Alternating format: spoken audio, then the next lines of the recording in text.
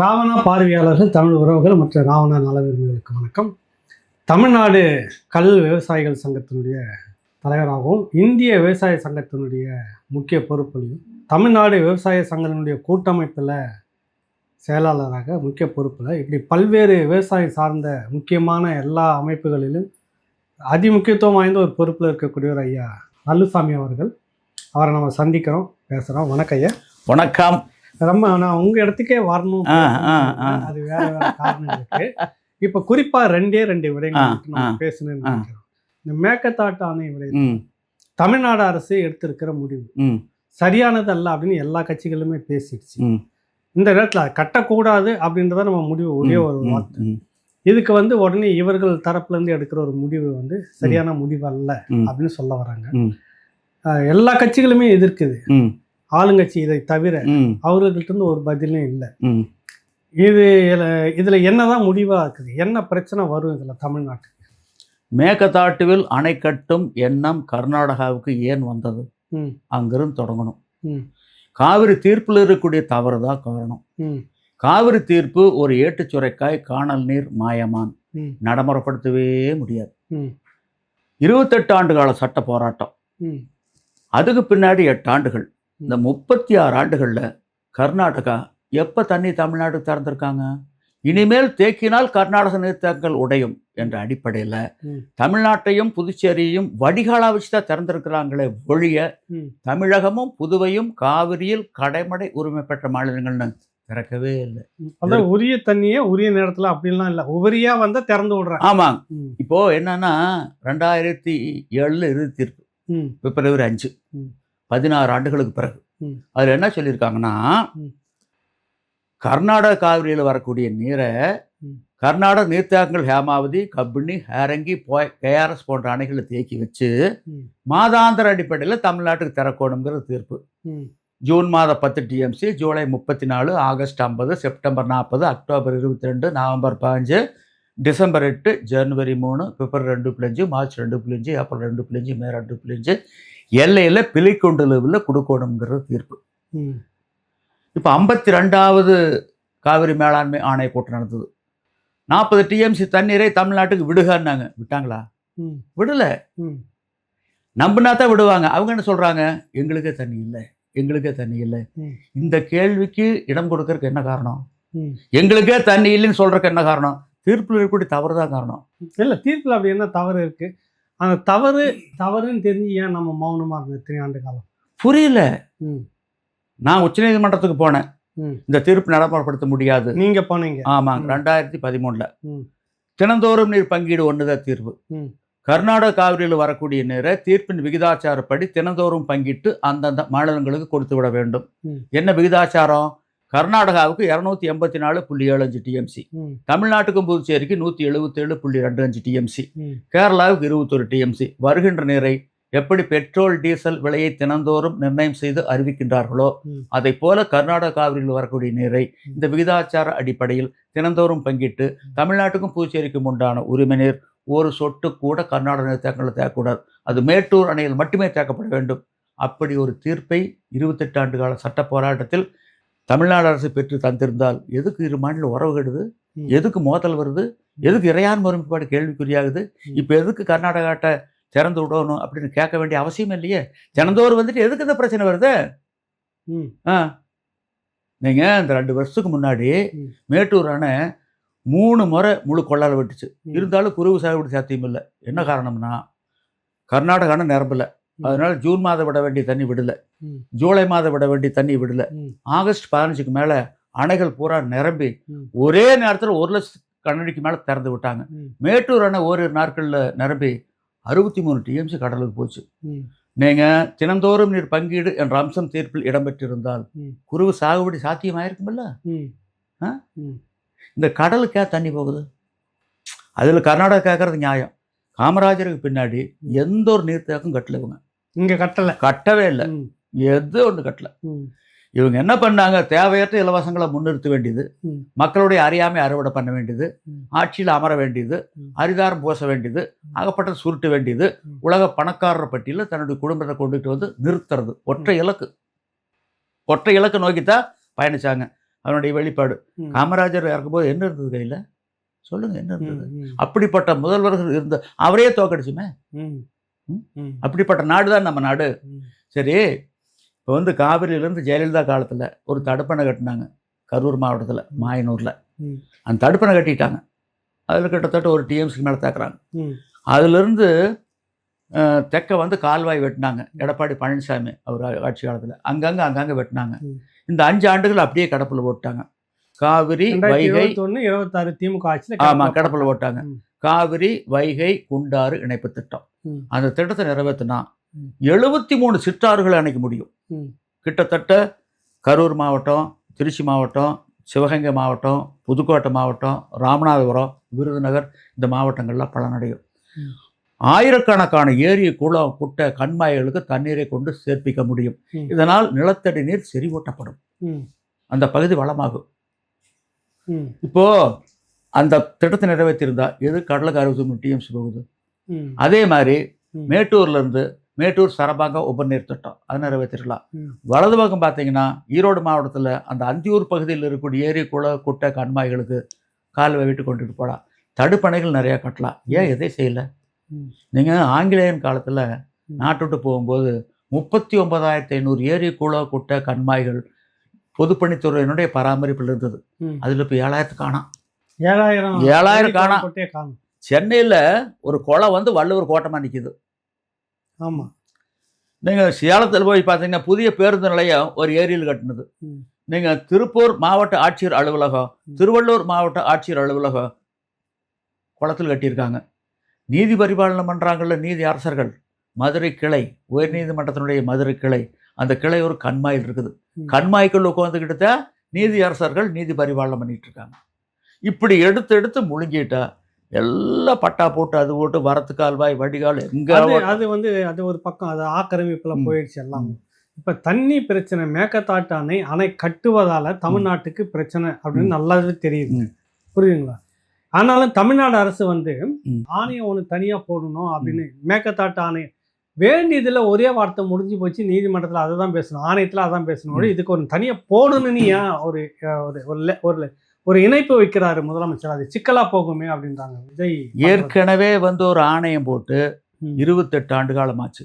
இந்த ஆணையம் போட்டு தீர்ப்பு வரும்போது நீங்களாம் இருக்க மாட்டோம், விஜய் இருக்க மாட்டார். இது எதுக்குது?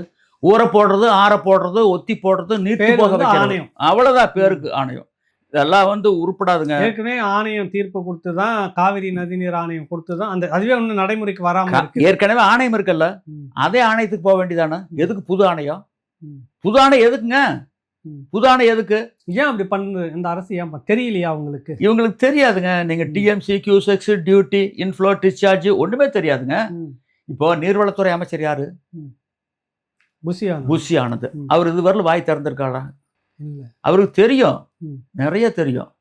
அவர் விறகு கடை நடத்தினாரு, அவர் சாராய கடை நடத்தினாரு.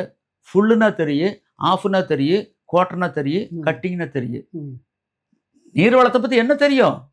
இப்போ எனக்கு தெரிஞ்சிருக்குன்னா கீழ்பவானி விவசாயிகள் சங்கத்தினுள்ள நான் 50 ஆண்டுகளாக தலைவராக இருக்கிறேன். அதனால தான் தெரியுது எனக்கு. இல்லவன இருந்ததில்ல, எனக்கு எப்படி தெரியும்? தெரியாது. அதனால அந்த துறையில் வல்லுநர் இருக்கிறவங்கள போடுங்க. இதனால் இவன் முடிக்கும் என்றாய்ந்து அதனை அவன் கண் விடல் என்ற அடிப்படையில் போடுங்க, வரவேற்கலாம். நீங்கள் தெரியாதவங்களை போட்டால் என்ன பண்ண முடியும்? நீங்கள் இந்த வயசில் கற்றுக்க முடியும்னு நினைக்கிறீங்களா? கற்றுக்கவும் முடியாது. அது இள வயசில் தான் கற்றுக்க முடியும். இளமையில் கல்னாங்க.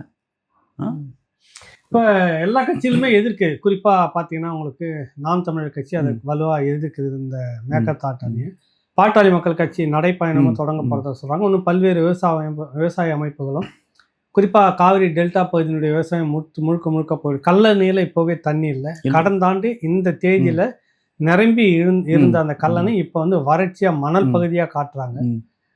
இந்த போக்கு தமிழ்நாட்டுக்கு பாதிப்பை ஏற்படுத்தும் அப்படின்றது இந்த ஆட்சியாளர்களுக்கு தெரியாதா? உங்களை போன்றவர்கள்லாம் நீங்கள் தொடர்ந்து பேசிக்கிட்டு இருக்கீங்க. இந்த தகவல் எல்லாம் அவருக்கு போகாதுங்களா? அல்லது நீங்கள் எதனா கோரிக்கை மனு எதனா கொடுக்க வேண்டிய பாக்கி இருந்து எதனா கொடுக்காம இருக்கீங்களா? இப்படி கேள்விகள்லாம் இருக்கு. நாங்கள் கோரிக்கை மனு கொடுத்தோம். ரெண்டாவது பார்த்தீங்கன்னா நேர்காணலுக்கு அனுமதி கேட்டோம். இதுவரையில் எந்த பதிலும் இல்லை. வேற சில முக்கியமான அதிகாரிகள் மூலமா, சில அரசியல் கட்சி தலைவர்கள் மூலமா நாங்கள் இப்போ வந்து முயற்சி பண்ணிட்டு இருக்கிறோம். ம். முயற்சி திருவினையாக்கும், முயற்சியின்மை இன்மை புகுத்தி விடும். ம். அந்த அடிப்படையில் முயற்சி பண்ணிட்டு இருக்கிறோம். ம். இதுவரையில் எங்களால் யாரையும் பார்க்க முடியல. இல்லை, நிறைய விஐபிகள் தினசரி முதல்வரை சந்திக்கிறாங்க, நடிகர்கள்லாம் சந்திச்சுட்டு வராங்க, ஆ. எளிமையா இருக்கிறாரு, பழைய மாதிரியே தான் இருக்கிறாரு அப்படின்னு சொல்றாங்கல்ல. நீங்க ஏன் உங்களை நீங்க என்ன சந்திக்கலன்னு சொன்னீங்க? சொல்லுங்க. நடிகர்கள் சந்திக்கிறாங்கன்னு சொன்னீங்க. ம். குஷ்பு ஒரு நடிகை, ம். தன்னுடைய மகளுடைய திருமணம் அழைப்பிதழ் கொண்டு போறாங்க, ம். உடனடியாக பார்க்குறாங்க. ம். பிரதமரை போய் பார்க்குறாங்க. ம். ஒரு குடியானம் போய் பார்க்க முடியுமா? குஷ்பு பார்க்க முடியும். ம். ஏன்னா குஷ்பாம்பியா கோயில் கட்டி கும்பாபிஷேகம் பண்ணணும்னு சொன்னவர்ல நாங்கள் ம். தமிழர்கள். அதாவது குஷ்பு போன்றவங்கெல்லாம் பார்க்க முடியும், நாங்கள்லாம் பார்க்க முடியாது குடியானவர்கள். இப்போ உதாரணத்துக்கு எடுத்துங்க, திரைப்பட நடிகர் போன மாதத்தில் 2 பேர் இறந்துட்டாங்க. பாக்கியராஜ், பாரதிராஜ். அரசு மரியாதையோடு அடக்கம் பண்ணாங்கல்ல. ம். மக்கள் தொகையில் 60% இருக்கிறோமில்ல. விவசாயி. எங்களில் யாருக்காச்சும் ஒருத்தருக்காவது ம். இறந்த பின்னாடி இப்படிப்பட்ட அரசு மரியாதை உண்டா? ம். உண்டி கொடுத்தோர் உயிர் கொடுத்தோரேன்னு சொல்கிறாங்க. ம். என்ன அது? ம். யோசிச்சு பாருங்க. 60% பேர் அரசு ஊழியர்கள், விவசாயிகள் 60% சொல்றீங்க. 60% ஒன்னொன்னே இறந்துட்டு இருக்கும்போது எல்லாருக்கும் அரசு மரியாதை கொடுத்து எல்லாத்துக்கும் வேண்டாம், ம். அதில் ஆளுமை உள்ளவங்களுக்கு கொடுங்க. ம். அந்த விவசாயத்துறையில் புதிய கண்டுபிடிப்புகள் பண்ணவங்க, இப்போ நம்மாழ்வார் மாதிரி இருந்தவங்க, இந்த மாதிரி ஆளுமை இருந்தவங்களுக்கு கொடுங்க. ம். எல்லாத்துக்கும் கொடுக்க வேண்டியது இல்லை, அரசு எல்லாத்துக்கும் அது ஒரு கொடுக்க முடியாது. அடையாளமாக அந்த ஆளுமைகளுக்கு கொடுக்கலாம். ஆ. நீங்க பத்ம விருதுகளில் 31 பேர் கொடுத்தாருல குடியரசுத் தலைவர். ம். ஒரே ஒருத்தர் தான் விவசாயி. ம்.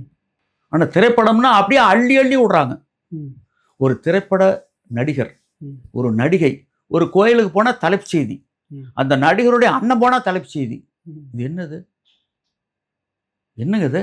கணவன் மனைவி உறவுங்கிறது இன் கேமரா உள்ளதா இருக்கணும், இது வெளியே வரக்கூடாது. ம்.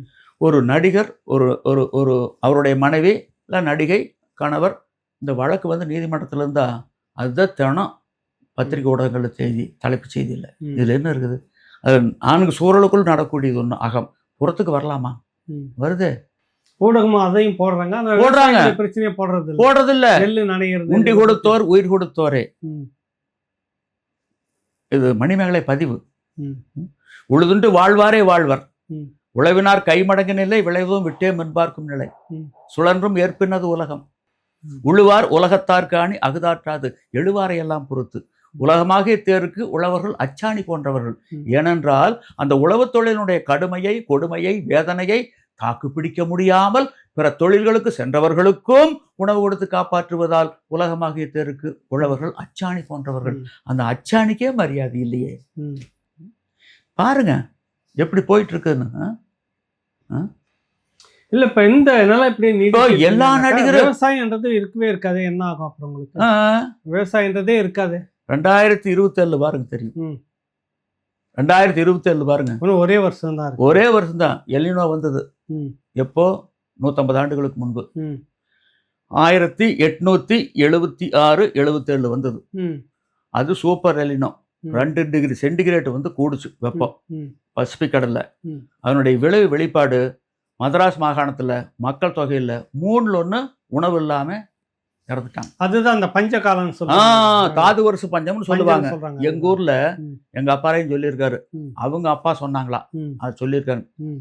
அப்போ சோறு இல்லாம தண்ணி இல்லாம ஆம்பளை பொம்பளை குழந்தைகள்லாம் எலும்பு தோலா இருப்பாங்களாம். ம். பரிதாபமா இருக்குமா பார்க்கறதுக்கு. சட்டியை தூக்கிட்டு முட்டியை தூக்கிட்டு சோத்துக்கு தண்ணிக்கு அலைவாங்களாம். சோறு கிடைக்காம தண்ணி கிடைக்காம தலைமேட்டில் அந்த முட்டியும் சட்டியை வச்சுட்டு அங்கங்கே சேர்த்து சேர்த்து கிடப்பாங்களாம். மக்கள் தொகையில் 3/1. ம். பாருங்க. அப்ப வந்து அந்த பஞ்சம் உணவு பஞ்சம். அந்த வெப்ப அலைகளாக தான் வெப்பாலைகள். ம். விவசாயம் இல்லை, ம். விளைச்சல் இல்லை. இன்னைக்கு டெல்டா மாவட்டங்கள் எப்படி இருக்குது? ம். கல்லணையில் நெல் காய போடலாம், அந்த அளவுக்கு தான் இருக்குது. ம். வளமெல்லாம் போச்சு. இப்போ வந்திருக்கிற இந்த வெயில் என்ன தாக்கத்தை ஏற்படுத்துறீங்க? பெரிய தாக்கத்தை ஏற்படுத்தும். என்ன ஆகும்? அதாவது பெரிய பேரழிவு ஏற்படுத்தும். ம். பூமி பந்தை புரட்டி போடும். ம். உலக பொருளாதாரம் அதளபாதாளத்துக்கு போகும். ம். அதாவது எந்த மனிதனும் தப்ப முடியாது, எந்த நாடு தப்ப முடியாது. ம். இன்னைக்கு ஐரோப்பிய நாடுகளில் பார்த்தீங்கல்ல, ம். 44 நாடுகள் என்ன கஷ்டப்படுறாங்க, எவ்வளோ வளமாக இருந்தாங்க, அவங்களுடைய வாழ்க்கையில எப்படி இருந்தது. ம். இன்னைக்கு வீடுகளே பயன்படாத போயிட்டுதே, ம். வீட்டுக்குள்ள இருக்க முடியலையே. ம். நீங்க விமான போக்குவரத்து நிறுத்திட்டாங்க. காரணம் வந்து ஓடுவாத தார் உருகுது, டயர் பதியுது, விமானத்தை டேக் ஆஃப் லேண்டிங் முடியல, ம். ரத்து பண்ணிட்டாங்க. ரயில் தண்டவாளம் இப்படி அணைச்சிருப்பாங்க இல்லைங்க, ம். அவங்க 30 டிகிரிக்கு வச்சிருந்துருக்காங்க. இப்போ எவ்வளோ வந்திருக்குது? 42, 43, 44 இப்படி நீண்டு இப்படி ஒட்டிக்குது. ஒட்டி அப்படியே வளையுது, தண்டவாளம் வளையுது. ரயில் போக்குவரத்து நின்று போச்சு. அதே மாதிரி வீட்டு மின்சாரம் இல்லை. அங்கே வந்து பார்த்தீங்கன்னா அணுமின் நிலையம். அந்த கோபுரத்துக்கு குளிர் வைக்கிறதுக்கு தண்ணி வேணும், ஆற்றுலேருந்து எடுக்கிறாங்க. சில ஆறுகளில் தண்ணி இல்லை, சில ஆறுகளில் தண்ணி போகுது, சூடாக போகுது. வெந்நீரை வச்சு எப்படி குளிர் வைக்க முடியும்? குளிர் வைக்க முடியல. ஆக மின்சார உற்பத்தி நிறுத்திட்டாங்க. வீடுகளுக்கு மின்சாரம் இல்லை. அந்த காலம் மாதிரி விசிறியில் பேச வேண்டியதான், வேறு வழி இல்லை. அவங்க வீடுகள்லாம் குளிரிலிருந்து மக்களை பாதுகாக்கிறதுக்காக வடிவமைக்கப்பட்ட வீடுகள். ஏன்னா மைனஸில் போகும். இப்போது நம்ம ஜன்னலில் கண்ணாடி போட்டிருக்கிற மாதிரிங்க, ஒரு கண்ணாடி தான் போட்டிருப்போம். அவங்க 3 லேயர், 3 அடுக்கு. ஏன்னா குளிர்லேருந்து குளிர் வராத அளவுக்கு. அதனால் அந்த வீடு இன்னைக்கு பயன்படலை. ஏன்னா வெப்பம், உள்ளே இருக்கிற வெப்பம் வெளியே போக மாட்டேங்குது. காற்றோட்டம் இல்லை, அந்த வீடு பயன் இல்லை, மின்சாரம் இல்லை. என்ன பண்ணுவீங்க? இல்லை தெருவில் அதெல்லாம் ஏன் சொல்கிறீங்க? இங்கே நடக்கும்ன்றீங்களா? நம்மளுக்கு வரும். இன்னைக்கு இப்போதான் வந்து அந்த எல்னினோ துவங்கி இருக்குது. நீங்கள் வேகம் எடுக்கிறது வந்து அக்டோபரில் வேகம் எடுக்கும். அடுத்த ஆண்டு பார்த்தீங்கன்னா கோர தாண்டவம் இருக்கும். நீங்கள் இப்போ பருவமழை வந்து தென்மேற்கு பருவமழை வந்து 10% மேலே குறைஞ்சிருச்சு. இப்போ ஜூன் மாதம் பெய்ய வேண்டிய மழை 42% தமிழ்நாட்டில் குறைஞ்சிருச்சு. இல்லை வரல. இல்லை இல்லை இல்லை. இன்னைக்கு வந்து கிட்டத்தட்ட பெரிய அணைகள் எதுவுமே திறக்கல. இப்போ மதுரைக்கு வந்து 65 கனஅடி வினாடிக்கு குடிநீர் குழாய் மூலமாக கொடுக்குறாங்க. இன்னைக்கு வைகையான வறண்டுட்டுது. இந்த மதுரை மக்கள் என்ன பண்ணுவாங்கன்னு தெரியல. இப்படித்தான். இப்போ சென்னையிலேயே போன வருஷம் இருந்ததை விட இந்த வருஷம் குறைவாக தானே தண்ணி இருக்குது நீர்த்தாக்கங்கள்ல. சென்னை குடிநீர் ஆதாரமே குறைஞ்சிருச்சே. இதுக்கெல்லாம் தீர்வு இப்போ இருக்கக்கூடிய இந்த அரசு என்ன பண்ணணும்னு நினைக்கிறீங்க? அரசு என்ன பண்ணணும்னு சிக்கனமாக பயன்படுத்திக்கணும்னு ஒரு அறிக்கையாவது விட வேண்டாங்களா? வருமுன்னர் காவாதான் வாழ்க்கை, எரிமுன்னர் வைத்தூறு போல கெடும். அளவறிந்து வாழாதான் வாழ்க்கை, உளவோல இல்லாகி தோன்றா கெடும். கண்மூடித்தனமா இன்னைக்கு தண்ணி செலவு பண்ணோம்னா இருக்கிற மாதிரியே இருக்கு, ஒன்றும் இல்லாத போயிரு. அப்புறம் 150 வருஷத்துக்கு முன்னாடி செத்தமல்ல அந்த நிலைக்கு வந்துடும். எச்சரிக்கையாக இருக்கணும், முன்னேற்பாடாக இருக்கணும். நீங்கள் என்ன சொல்கிறாங்கன்னு அரசாங்க தரப்பில், பஞ்சம் வந்தால் கவலை கிடையாது, எல்லாம் நெல் இருப்பு இருக்கு, கிட்டங்கி பூரா நிறைஞ்சு கிடக்குதுங்கிறாங்க. கிட்டங்கி பூரா நிறைஞ்சு கிடக்குது. சரி, உங்ககிட்ட இருக்குது, அது பாதுகாப்பாக இருக்குதா? அது நெருப்பில் வந்து எரியுது, மழையில் நனைஞ்சு முளைக்குது, பாதுகாப்பாக வச்சுருக்கீங்களா? சரி, இருக்குது உங்ககிட்ட. இன்னைக்கு விவசாயி வீட்டில் என்ன இருக்குது? இப்போ எங்கள் வீடு ஒரு விவசாயி வீடு. முன்னே எங்கள் வீடு ஆரம்பத்தில் ஓலை வீடு, இப்போ வந்து காங்கிரீட் வீடு. முன்னே ஓலை வீடு. அந்த ஓலை வீட்லேயே பார்த்தீங்கன்னா எப்பவுமே 10 மூட்டை 5 மூட்டை 20 மூட்டை நெல் இருக்கும். அப்புறம் அந்த காலத்தில் சின்ன பையனாக இருக்கும்போது நெல் இருக்காது, ராகி சோளம் கம்பு இருக்குது. ஒவ்வொரு வீட்டில் குதிரை இருக்குது, குதிரையில் ஓட்டு வச்சுருப்போம். நீங்கள் அது வந்து பார்த்தீங்கன்னா விதப்பட்ட ஒவ்வொரு விவசாயினுடைய வீட்டில் இருக்குது. இன்னைக்கு எங்கள் வீட்டுக்கு வந்தீங்கன்னா 20 சிப்பை தவிர எதுவும் கிடையாது. முன்னையெல்லாம் அந்த நெல் இருந்ததுன்னா நெல்லை நாங்களே வேவிச்சு போட்டு அரிசி ஆலை கொண்டு அரைச்சி அரிசி எடுத்துக்கிட்டு வந்து வீட்டுக்கு வேண்டியதை வச்சுக்கிட்டு மீதி சந்தையில் கொண்டு விற்றுருவோம், தவிட்டை வந்து மாட்டுக்கு போடுவோம். அந்த நடைமுறை முற்றிலும் மாறி போச்சு. எல்லாம் சிப்பு அங்கே போய் வாங்கிட்டு வர்றதா. ஆக ஒரு ஒரு விவசாயினுடைய வீடு அன்னைக்கு வந்து பார்த்தீங்கன்னா ஒரு கிட்டங்கியாக இருந்தது, இன்னைக்கு இல்லை. அதை அவங்க கணக்கில் கொண்டு வர்றதில்லை. இதெல்லாம் விரைவில் தீர்ந்துருங்க. நீங்கள் டெல்டாவில் இந்த வருஷம் தண்ணி இல்லைன்னு என்ன ஆகும்னு நினைக்கிறீங்க? இப்பவே குடி தண்ணீர் தட்டுப்பாடு வந்துருக்குன்றாங்க. இப்பவே அந்த தமிழ்நாடு முழுவதும் வந்துருச்சு. அப்ப ரெண்டாவதுங்க, மேகதாட்டில் அணை கட்டுறோம்ங்கிறாங்கல்ல, எதுக்கு 4.25 TMC நாங்க பெங்களூருக்கு தண்ணி கொண்டுட்டு போறோம். 4.25 TMC எடுக்கிறோம். மறுபடியும் விவசாயத்துக்கு தொழில்கள் எடுக்க போறது இல்லைன்னு சொல்றாங்க. முதல்வர் சிவகுமார் சொல்றாரு. சரிங்க, சரி. 4.25 TMC தண்ணிக்கு 67 TMC கொள்ளளவு கொண்டு அணை கட்ட வேண்டிய அவசியம் என்ன? என்ன அவசியம் நினைக்கிறீங்க? மின்சாரம் எடுக்கிறதுக்கு. அப்ப ரெண்டாவது, மேற்கொண்டு விவசாயத்துக்கு கொலா ஓட்டு கொண்டுகிட்டு போக மாட்டாங்கன்னு என்ன உத்தரவாதம்? ஒன்றும் உத்தரவாதம் இல்லை. அவர் எதுக்கு இப்படி பண்றாருன்னா, இதெல்லாம் அரசியல் ஆதாயத்துக்காக. 16 மாதங்கள்ல தேர்தல் வருது, அடிக்கிறார் ஸ்டண்ட். அடுத்து காங்கிரஸ் வெற்றி பெறணும், ஆட்சி தக்க வச்சுக்கணும், முதல்வராகணும், ஒற்றை இலக்குல அவர் பயணிக்கிறார். இதுதான் இலக்கு எனக்கு தெரிஞ்ச அளவுல. ரெண்டாவது, சரி, அங்க அரசியலுக்காக வந்து அப்படி ஒரு மூவ் அவங்க செய்யறாங்க. இங்கேயும் காங்கிரஸ் இருக்குது, இங்கேயும் அரசியல் கட்சிகள் இருக்குது, இங்கேயும் இந்த மக்கள் இருக்கிறாங்க, ஓட்டு போட்ட மக்கள். இந்த மக்களுக்குன்னு இந்த அரசியல் கட்சி அப்படி உறுதியா இல்லைங்களே.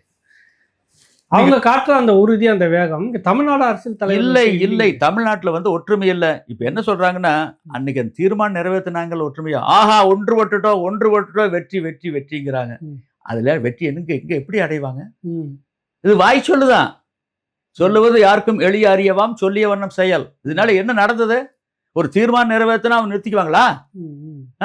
ஹேமாவதி, கபினி, ஹாரங்கி அந்த 1924 அன்றைய மைசூர் சமஸ்தானத்துக்கும் மதராஸ் மாகாணத்துக்கும் ஏற்பட்ட உடன்படிக்கைக்கு புறம்பாக கட்டப்பட்ட கட்டுமானங்கள் தான்.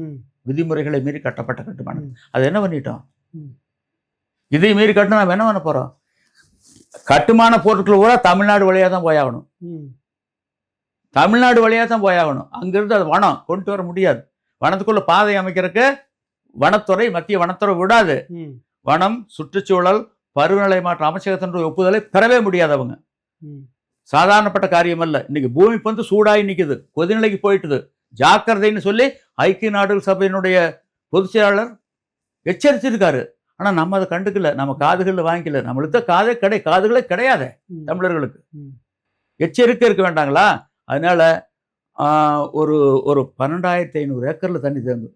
அது நல்ல வனம், அடர்த்தியான வனம். சில அரிய வகையான தாவரங்கள் இருக்குது. அது யானையினுடைய வலசப்பாதை, அது பாதிக்கும். யானை இடம்பெயரும், யானை மனிதர்கள் மோதல். பழங்குடி மக்கள் இருக்காங்க, அவங்க வெளியேற்ற வேண்டிய ஒரு கட்டாயம் ஏற்படும். ரெண்டாவது அரிய வகை மீன் இருக்குது, அது காணாது போகும். பெரிய அணில் இருக்குது, அந்த அணில் இனமே அழியும். சுற்றுச்சூழல் வெகுவாக பாதிக்கும். எதுக்கு இதெல்லாம்? 4.25 டிஎம்சிக்கு எதுக்கு 67 டிஎம்சி குரலை கொண்டானே மின்சாரம் எடுக்க போகிறாங்க. இப்போவே வந்து என்ன எப்படிறாங்க? இனிமேல் தேக்கினால் கர்நாடக தேக்கங்களுடையும் அந்த அடிப்படையில் விடுறாங்க. அப்படி வரக்கூடிய தண்ணி இங்கே தேக்கி வச்சுக்கிட்டு அவங்களுக்கு எப்போ மின்சாரம் தேவையோ அப்போ தான் திறப்பாங்க. பாசனத்தை முன்னேறி திறக்க மாட்டாங்க. அதனால டெல்டா மாவட்டங்கள் பாலைவனமாக அவங்க கெஞ்சிக்கிட்டே இருக்க வேண்டிய. முதல்வர் இதில் என்ன செய்யணுன்றீங்க? உங்கள் கோரிக்கை என்ன? என்னென்ன ஒற்றை இலக்கு தினந்தோறும் பங்கீடு. என்னுடைய தண்ணி, என்னுடைய உரிமைநீர், என்னுடைய அணைகள் தேக்கு. ஏன் அவனையில் கொண்டு தேக்குற? அந்த அணைகள் கட்டுறதுக்கு பணம் கொடுத்தோமா, தேக்கி வைக்கிறதுக்கு வாடகை கொடுக்குறோமா? என்ன தீர்ப்பு வாங்கி வச்சு கொடுத்துருக்கீங்க 28 ஆண்டு கால சட்ட போராட்டத்தில்? அனைத்து கட்சி கூட்டத்தில் பேசணுமா, இல்லை சிறப்பு சட்டப்பேரவை அமர்வுகள் பேசணுமா? இல்லையே ஐயா, ஒன்றும் இல்லை. உங்கள்கிட்ட நாங்கள் 4 பேர் வேலை செய்கிறோம், தினக்கூலி, மாலையில் வேலை முடிஞ்சிருது. அவங்கவுங்க கூலி அவங்கவுங்க கையில் கொடுத்துட வேண்டியதானே? எதுக்கு ஒருத்தர் கையில் கொடுத்து 3 பேர்த்துக்கு கொடுக்க சொல்கிறீங்க? வாங்கினவர் எங்களுக்கு கொடுக்காம ஏமாத்திட்டா, பாதிக்கப்பட்ட 3 பேர் உங்ககிட்ட வந்து முறையிட்டா, அதெல்லாம் அவங்ககிட்ட கொடுத்துட்டு அங்கே போய் வாங்கிக்கினா என்ன தீர்ப்பு வாங்கி கொடுத்துருக்கீங்க? என்னுடைய பணம் என்னுடைய கணக்கில் போடு, அக்கௌண்ட்ல போடு. ஏன் அவ அக்கௌண்ட்ல ஓட்டு எடுத்து கொடுக்க சொல்றேன்? என்னங்க, இப்போ வட்டல இருந்து சோத்த ஆள்றோம், இப்படி தின்னு ஏன் இப்படி 2 சுத்தி திங்கிறேன்? அவங்ககிட்ட கொடுத்து எனக்கு கொடுக்க சொல்றேன்? தினப்பைக்கு கொடுத்து என்னுடைய தண்ணி உரிமைநீர் இல்ல, ஆட்டுக்கு வால் அளந்து வச்ச மாதிரி வச்சுட்டீங்கல்ல. என்னுடைய தண்ணி ஒரு சொட்டு கூட கர்நாடக தக்கல தேக்கக்கூடாது. மத்திய நீர்வளத்துறை வந்து அங்கே அமர்ந்து காவிரி மேலாண்மை ஆணைய ஒழுங்காற்றுக்குழு நம்முடைய பிரதிநிதி 4 மாநில பிரதிநிதி இருந்து தினம் வரக்கூடிய நீர் அளந்து எவ்வளவோ அவ்வளவு திறந்து விட்டுறணும். அப்படி திறந்து விட்டா கர்நாடகத்தில் எதுக்கு போய் கேட்கணும்? கேட்க வேண்டிய அவசியமே இல்லையே. தினம் வந்துட்டு எதுக்கு கேட்குறோம்? கேட்க போறது எதுக்கு? மோதல் வருது, எதுக்கு உறவு கெடுது, எதுக்கு இறையாண்மை ஒருமைப்பாடு கேள்விக்குறியாகுது? சரி, தண்ணி உங்களுக்கு தினமும் கொடுத்துறோம், எப்பப்ப தேவையோ ஒப்பந்தப்படி கொடுத்துறோம். ஒரு வேலை மேக்கத்தாட்டும் கட்டிக்கிறோம், என்ன பண்ணுங்க? சரி, நீங்க சொன்னீங்கல்ல அந்த காவிரி தீர்ப்புப்படி கொடுத்துட்றோம். இந்த மாதாந்திர அடிப்படையில் நான் சொன்னேன்ல, அந்த ஜூன் 10 ஜூலை 34 அப்போ கொடுத்துட்றோம். சரி, தமிழ்நாட்டினுடைய புதுவையினுடைய குடிநீர் தேவை, பாசன நீர் தேவை, இதற்கு ஏற்ப மாதாந்திர அடிப்படையில் கொடுத்துட்றீங்க. கல்லணைக்கும் கர்நாடக நீர் தேக்கங்களுக்கு இடையில மேட்டூர் அணை இருக்க வேண்டிய அவசியம் என்ன? இதுக்கு என்ன பதில்? எங்கே பதில்?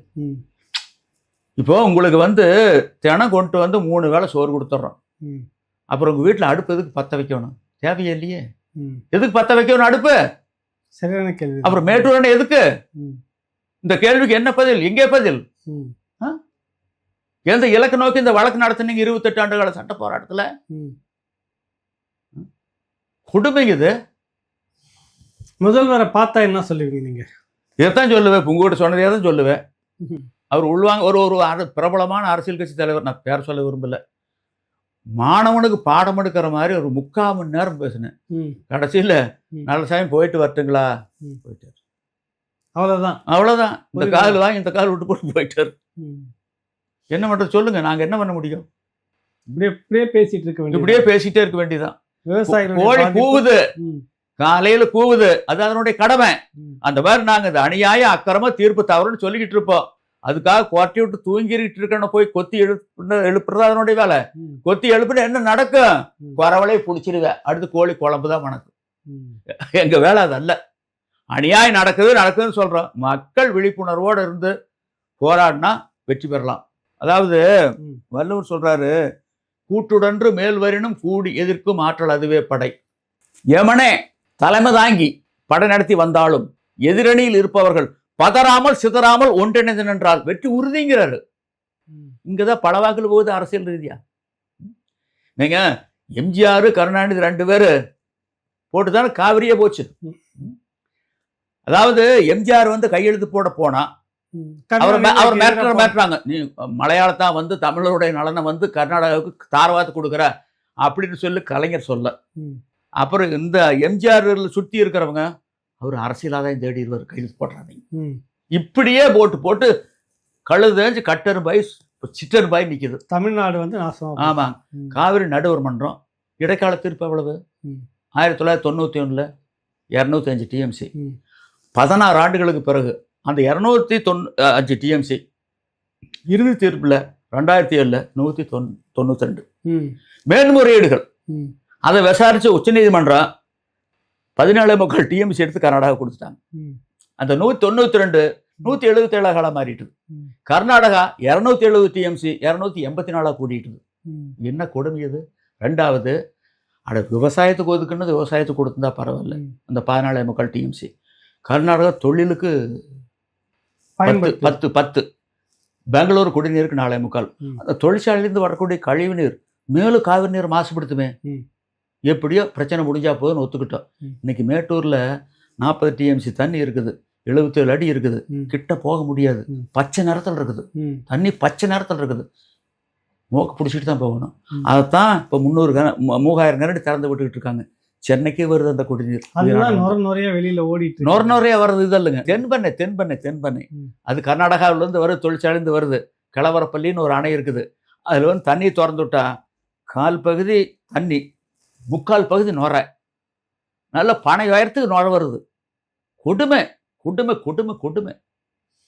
இதெல்லாம் விவசாய நிலத்துக்கு வந்து இந்த தண்ணியில் விவசாயம் விளைஞ்சு அதை நம்ம சாப்பிட்றப்ப எவ்வளோ பக்க விளைவுகள் வரும், எவ்வளோ நச்சுக்கிருமிகள் அதில் இருக்கும், அது எப்படிப்பட்ட வீரியத்தை அதுக்குள்ளே வச்சுருக்காங்க, எப்படி என்னன்னு தெரியாது.